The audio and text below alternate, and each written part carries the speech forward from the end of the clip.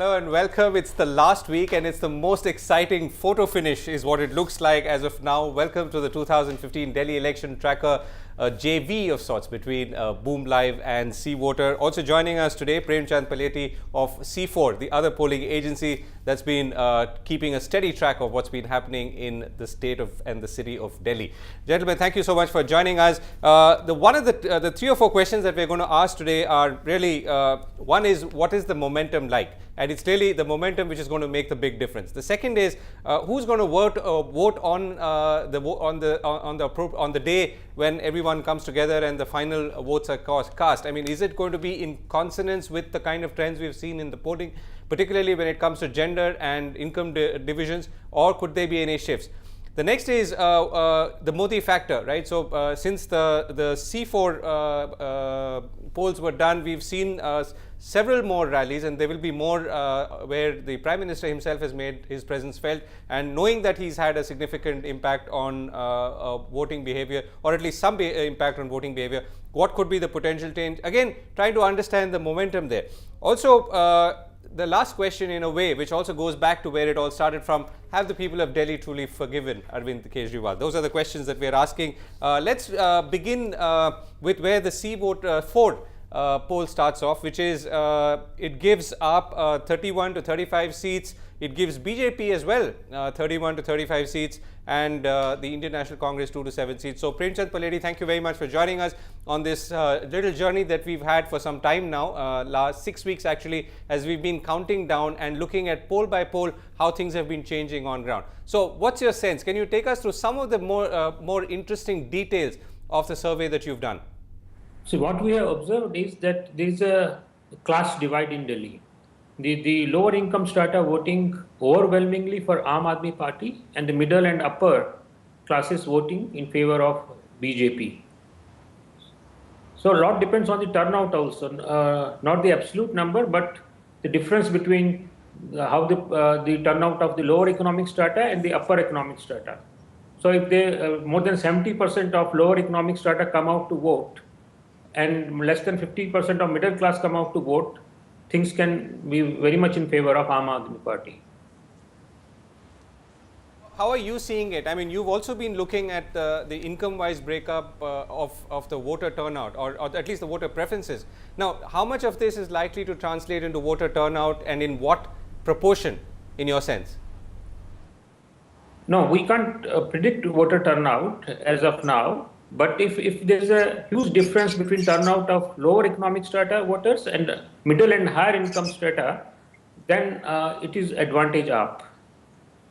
Yashwant, how are you reading the same figures? Well, I'm glad that Prem's data is also collaborating the same trend that we have been saying for so many weeks, that there is a class-based voting intention that is very much on card between the low income group and middle income group and the high income group. There is one more factor that we have been harping on, is the gender factor, where we have figured out that males are more voting for Kejriwal and Aam Aadmi Party, while in the case of females it is the other way around. And I wonder if Prem has also got the similar trend after induction of Kiran Bedi. Females are voting more for Aam Aadmi Party. Right, yeah. Okay. Yeah, go ahead, Yashwant. So, going by the numbers which Prem has come up with the last week's survey, I believe that they are pretty much very interesting and heading for a photo finish kind of scene. The primary data of this week's numbers which we have seen this morning till the survey done for the last late evening yesterday, our data is showing a kind of 43 and 41% kind of vote share, a gap of only 2%, which was heading on. Still, the survey is not complete, but I just sneaked a preview of the data which we were looking at till yesterday evening, and which is kind of for me also it's more than a photo finish, because in a bipolar race, 2% of a gap. Especially keeping in mind this is probably an election after a long time, where the first and the second party, both the parties are gaining a momentum and increasing the vote swing as far as the last assembly election is concerned. I don't remember when was the last time that we were looking into this peculiar phenomena, Generally, in all the election, we have one party on an upswing and another party on a downswing. As far as two leading parties are concerned in any election, this is a very unique election where we are looking at an upswing of both the parties, that is the first and the second party, and the downswing of the third party. This is a very Yashwant, unique I'm going to where you are getting momentum. Yashwant, just to contrast figures now, we'll just look at the January 4th week shares again, and you have there 45% for BJP, 40%. Now what you're saying as of this morning is it's 43% for BJP and 41% for AAP. Am I right? Yeah, and Congress around 10%.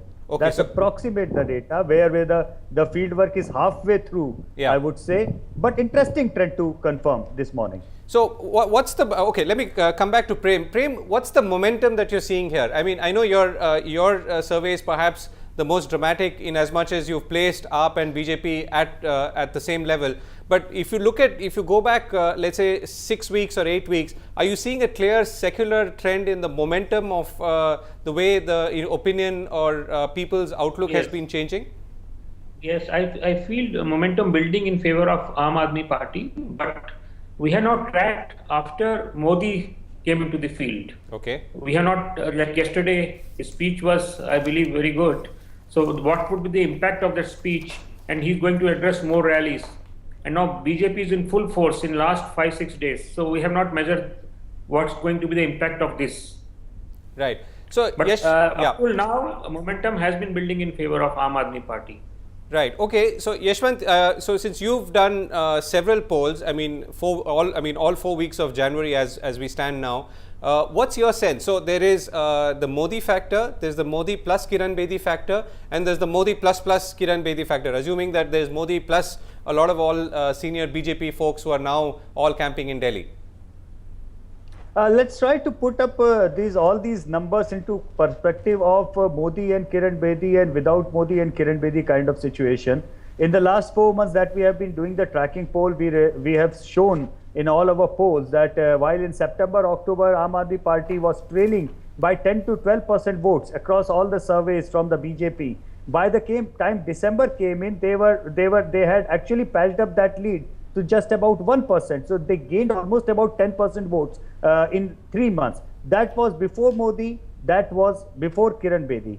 I believe the downslide of the BJP was kind of, that average was stopped by induction of Kiran Bedi because there was no leadership projected by BJP, and with the projection of Bedi, that vacuum got filled up and BJP score vote kind of got back to the BJP, middle class got back to the BJP, females actually got more to the BJP, and that hemorrhage stopped. Now, once the Kiran Bedi medicine has stopped the hemorrhage, it was up to the factor of Narendra Modi in the last 1 week to increase the gap back to the where it was about 4 months back. Whether it can happen or whether it is too late, that remains to be seen. But what the polls of C4, what the polls of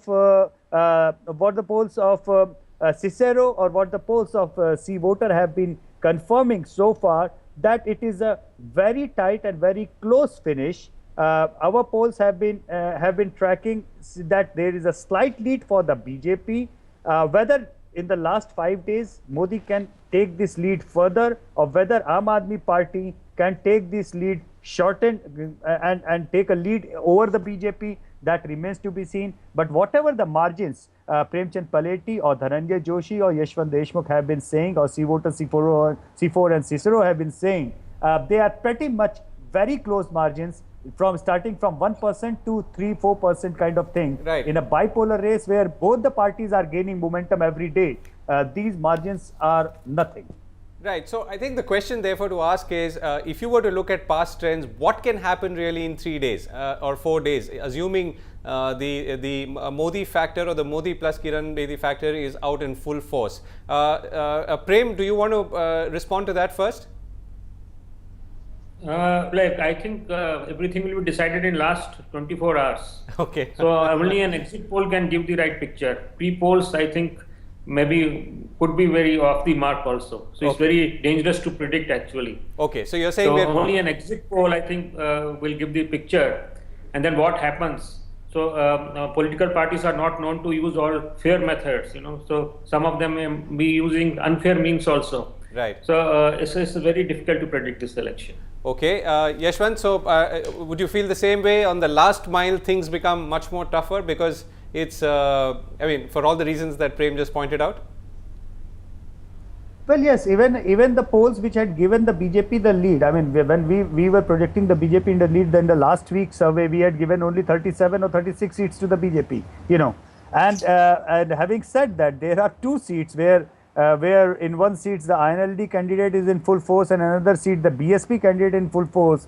And somehow in these polls, in pre-poll surveys, I have figured out that all the polls are underreporting the others' vote. I understand this is a bipolar scenario. I understand that Congress is kind of sliced out and it's on a downswing, but there are independent and other candidates who have their pockets of influence, and which is so much underreported that in the Nielsen survey last week, they gave 0% of vote to the others, which is statistically and probabilistically speaking, impossible thing to happen.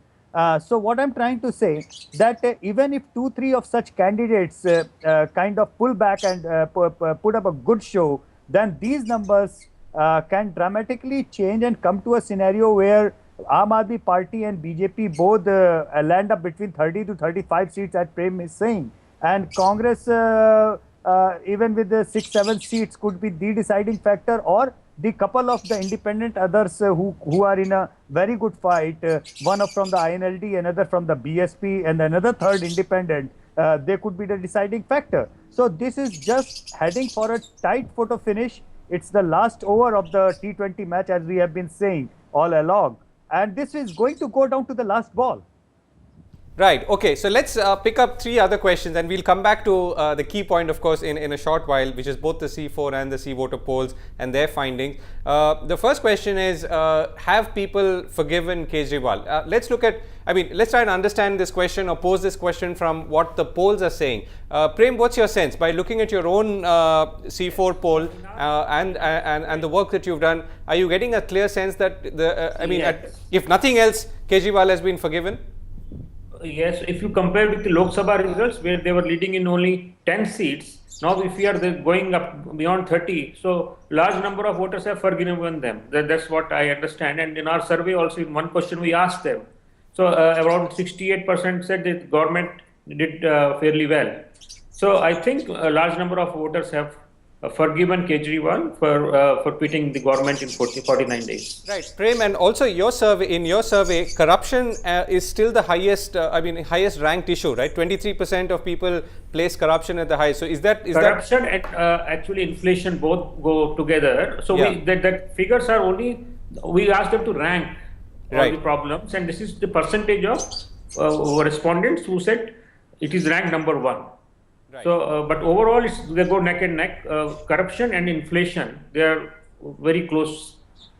Very, very close to each other. Okay, and both are obviously something that Kejriwal is seen to be solving or resolving. The next question is, will the rich and poor of Delhi alike vote alike? And that's something that we Prem touched upon in the beginning as well. Yashwant, can you sum up for us what the original, what your original surveys had said on this issue? Well, on the rating of Arvind Kejriwal's performance of 49 days government, for the last 1 year, every survey, including CVoter, all the CV polls have reported that people were by and large happy and satisfied with the performance of that government or the governance. What they were absolutely unhappy was about the issue of the way, unceremonious way that Arvind Kejriwal quit the government. And also there was a conflict in the middle class voter, where Arvind Kejriwal went all the way to contest against the Modi, while the middle class momentum during the Lok Sabha election was absolutely in favor of Modi. So somehow that conflict of interest of the middle class was very much evident, and that is even evident today, because BJP's vote share is still coming largely from the same middle class vote bank which gave vote to Aam Aadmi Party a year back. But Aam Aadmi Party has more than compensated that loss by the middle class vote and the Dalit vote and the minority votes which are swinging from the Congress to Aam Aadmi Party. So this is becoming a bipolar, intensely bipolar, and even the smallest of the swings, everybody is trying to calculate and include that. This is precisely the reason that today's controversy of the BJP advertisement of mentioning the Gotra, and all of a sudden Arvind Kejriwal mentioning it dishonor against the entire Agrawal Samaj. Now, this precisely is the kind of middle class vote which Arvind Kejriwal is realizing that, okay, I have got the lower income group in my kitty, I have got Dalits in my kitty, I have got minorities in my kitty, and if I can get even a little bit of the Bania votes or the Agrawal votes in my favor, that could be decisive. And BJP is also realizing that. That is why they had put up somebody like Piyush Goyal coming from a Bania community to attack against those allegations. So this is going to be very interesting going down the wire now. Basically, everybody understands it's a photo finish, and even the slightest of the race swing is going to be a deciding factor. But as Prem said, the relative turnout is going to be critical and crucial. That very day, the volunteers of Aam Aadmi Party have been doing a wonderful job on the ground, but you can never underestimate the cadre power of the RSS and the BJP, which have been defining factor in the last Lok Sabha elections. Whether or not they come up big time out in the open, that remains to be seen. There is a silence factor. There is a spiral of silence. As far as the Congress supporter is concerned, they are extremely silent. But it doesn't mean that that they are not going to come out to vote for. But will the Congress face the meltdown of 4-5%, or will they go around 9-10% or 12%? That remains to be seen. If the Congress goes for a meltdown, then that vote is going to go for Aam Aadmi Party, and Aam Aadmi Party will win this race in the deciding over. But if Congress polls well around 10-12%, then BJP might call it a shot, and eventually with these 4 days of campaigning by the Prime Minister Narendra Modi, how much damage control and how much lead that can generate for the BJP, that remains to be seen. Okay, so just to sort of again revisit the last question in this train of thought, which is, what is our learning from previous income-based polls? And Prem, you too said that the division between the way different income classes are voting. Do you can you sort of give us a historical perspective on this? I mean, maybe you've seen it in other elections. Maybe you've seen how people vote differently or have voted differently because of the kind of economic class they belong to. Very few. I don't remember any election where the class divide is so obvious. And in the voting pattern, I don't remember actually any election. So caste-based happened. In India was known for caste-based voting. Maybe this would be the first election where class-based voting will be there. And I agree with Yashwant. The Muslims, Dalits, and the lower income strata voters who were traditionally with Congress have migrated en masse to Aam Aadmi Party, and Aam Aadmi Party is gaining because of this. Right. So here's a question that we've got. I mean, there are several actually, but most of them are in the nature of comments. Yashwant, this is for you. When is your next Delhi election opinion poll coming? I mean, that's something I wanted to check too. So today is the first, and you've got about roughly 4 days to do one, right? Yeah, there is one more to come, I guess, and I have told you exclusively on this show. the halfway through mark which I have got is still only 50% of the field work done, but still it is an important number to look into it and understand how keen and how close this contest is. But I still believe that that one factor of the relative turnout that Prem has said, and another factor is of the female voters. 15 years back, it was the female voters on the issue of the onion prices that had kicked out the BJP from power. And now after 15 years, if the BJP at all makes comebacks to power in Delhi, it will be largely because of the female voters. But if not, then it will be largely because of the entire consolidation of the low income group, lower strata and the minorities, which will ensure that BJP will not be easy, which will not be comfortable in Delhi. But if there are few independents and few smaller parties coming into picture, then we might be revisiting what we had seen in December 2013. Right. So, Yashwant, quick one. You're saying female voters could play a decisive role. Is that female voter with the Kiran Bedi trigger, right? Because I think our polls are showing that clearly Kiran Bedi's scores when it comes to female voters, right? So I'm just wondering what it Of could have course, been right. without Kiran Bedi. And the issues also, Govind, Prem was absolutely correct about the corruption and the inflation as the topmost two lead issues at large. But among the female voters, the question of female safety is the most important issue, and that is something which might be coming to play, come into picture as far as Kiran Bedi's image is concerned. So having said that, it's gonna be one of the most critical photo finish elections that we have seen in recent past. I don't remember anything of this sort that we have seen in Indian electoral history. Right. Prem, your sense of the role of the woman voter, and if you were to look back now, this election versus other elections, I know you did point out that income is likely to play income and income classification is likely to play a greater role. But any other stark differences that you notice? And finally, are you going to be doing any other polls, or are you conducting any polls before the elections? Tracking survey, and today I'm actually analyzing this data. It has reached me, so I will be giving the report within few hours to Hindustan Times. Okay. But we have done a tracking survey. Okay. And yes, electricity and water issue are also major issues. And Satish Upadhyay's expose, I think it could have also had an impact that he is connected with the Reliance. I think that could also have been a factor. The inflation connected with electricity and water are a issue.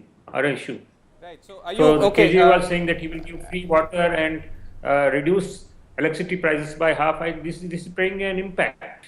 Right. So Premchand, I don't want to press you for the details of the tracking survey that you've done. But are you getting a sense that there is any fundamental change between or the trend that you saw in your previous poll and now? Maybe we'll come to know tomorrow morning. Let's wait. Okay. But again, I have not factored in the Modi rallies. Right. And the way so many ministers are now in Delhi, right, campaigning, so that will have an impact. So I think unless you do an exit poll, we can't go by a pre-poll survey here. Okay, right. It's getting tricky and perhaps dangerous to start now sticking one's neck out, and one shouldn't. So, Yashwant, last word now. You've got the latest tracking poll with you. Your numbers are already showing a decline for the BJP and an appreciation for the AAP. But of course, the numbers are still very small. What can something change now here on with the BJP having descended in full force, or if by looking at past trends, does it look like it will still be a marginal shift, if at all? Well, I wonder if it is too late for the BJP to having an impact. I mean, that's the big question, that whatever the bleeding that they have, the hemorrhage that they have stopped, I understand well that the data is showing, not only ours, but all the survey data are showing that. And Aam Aadmi Party is inching up the gap, or might be going ahead on couple of the polls or couple of the tracking numbers. That is also very much a secular trend which is coming across all the polls and all the studies. But the last 4 days, is it too late or is it the right time? That can be that only the final results are going to say. And I am sure that this election is going to be cited in the studies of electoral history quite a lot. How this demographic of this city is changing, how the campaign strategy is changing, how the social media is playing a role, and among all these things, whether a last minute kind of a T20 over impact, or going down to the last ball having an impact, whether that kind of analogy is going to work, or whether it is a plain old equation and plain old traditional parameters into play, that remains to be seen. But as Prem is saying, and even I concur to that these elections are very different. Nothing of the sort that we have witnessed in the Indian election history so far. And this is an amazing experience to watch them do the tracking things, do the exit poll, analyze the final results, and see how the Indian elections are shaping up in the years to come. This is the precursor to that. Right, and the question that we started asking is that will this head for a hung assembly? And obviously, all the answers so far, and we are still waiting for Prem's survey. Though I'm not getting a sense that things could be dramatically different, but though we will know tomorrow, and we'll of course congregate again on Thursday at 4 p.m. Just a little ahead of the actual election day. So it's been a great time tracking this so far. Thank you folks for participating and sending in your questions. Thank you Yashwant and Prem. We're going to be back on Thursday 4 p.m. as we ask that question once again, where is Delhi really headed? Thanks for watching.